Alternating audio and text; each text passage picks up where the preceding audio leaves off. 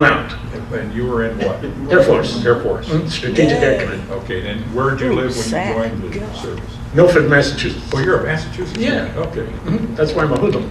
I was. Yeah. He's from Italy. That too. Yeah. He knows what No, I'm Palm not. Beach. He knows what all helicopters say. He doesn't even know where his next door I picked neighbor the is. wrong guy. I'm saying, they like to pick on little boys. Let's get even.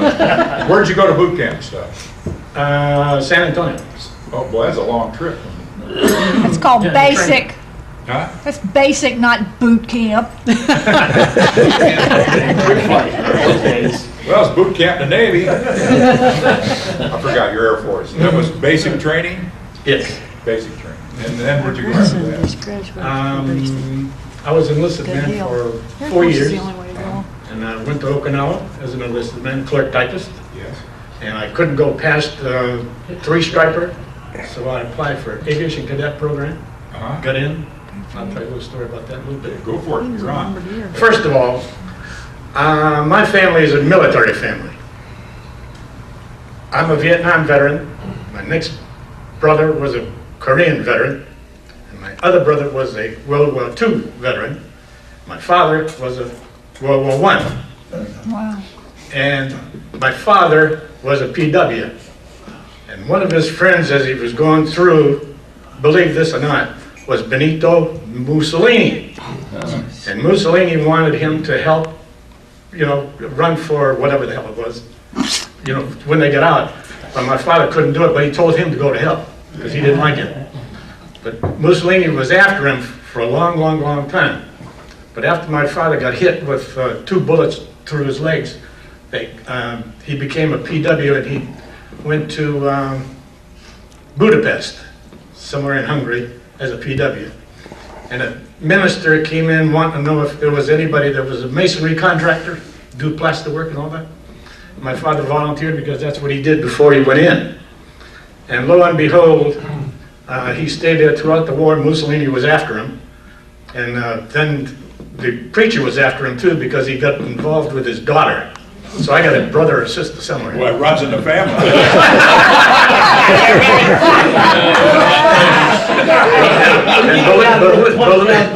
And believe this or not, my father was a redhead, Italian redhead. Anyway, after I got back from Okinawa, I decided to go to the program, aviation cadet program, and I had to take an exam up in Rome, New York, somewhere up there.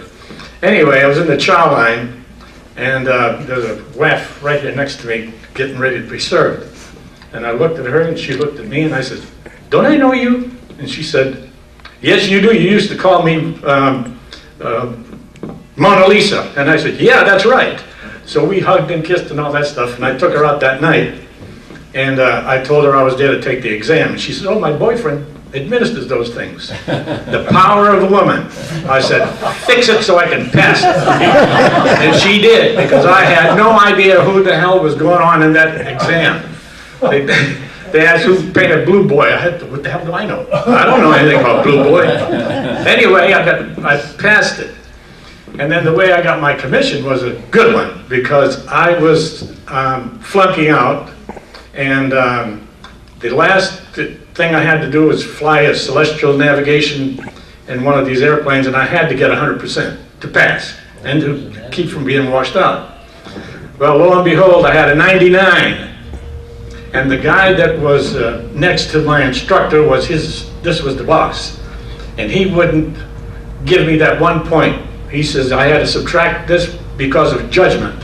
I said, "What judgment, 99? And then he ordered him to give me that 1 point. And I got it. He used to live next door to me in West Medway, Massachusetts. Corruption everywhere. Corruption everywhere. You got that right, buddy. But it took the power of a woman, though, to get me going. Go on. What else did you fly? What else did you I ended up as a bombardier navigator on a B-52, 8-engine jet bomber. I flew 213 missions. Each mission carried around 100 bombs, and multiply that out, that's around 20,000 bombs that I dropped myself personally. And thank God it was impersonal, because I knew what happened. And I just regret it, but that's the way it goes. You got to do what you're told. So, Did you stay in a full-time or? Congress passed a law that anybody that got a reserve commission, which I got out of the cadet program, is out at 20. So I had 20 years and 2 days, and I was 38 years old in 2 days when they got rid of me. What'd you do after that? I don't remember. How about the B-47? Did you fly B-47? Yeah, I had 200 hours. 200 hours in B-47, then we volunteered to go to B-52s. Okay, so that was SAC or no? That was SAC. Yeah, that was it. Ray, you were SAC too, weren't you? Anybody else was SAC here? Oh my God. Wait a while, they know what I'm talking about. Wow, you got a lot of friends here. Yeah, they love me, that one does. How did you have Runaway Bay? I played golf at Runaway Bay on one of these ads in the paper, in the fourth paper. We went out twice. The second time I saw a house that had all this damn glass on it, you know. And I said, what a pretty house on the golf course. I bought that house. You ought to see the windows I got busted. But anyway, I lived in, I love it. I love it. It's a beautiful view. I got the 14th fairway in my backyard, and that 14th fairway borders Lake Bridgeport. And it's gorgeous.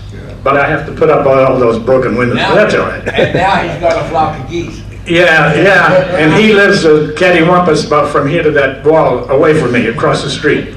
And I never see him. Except on Saturday morning. Yeah, right. Well, thank you, Lou. Let's give him a hand, folks.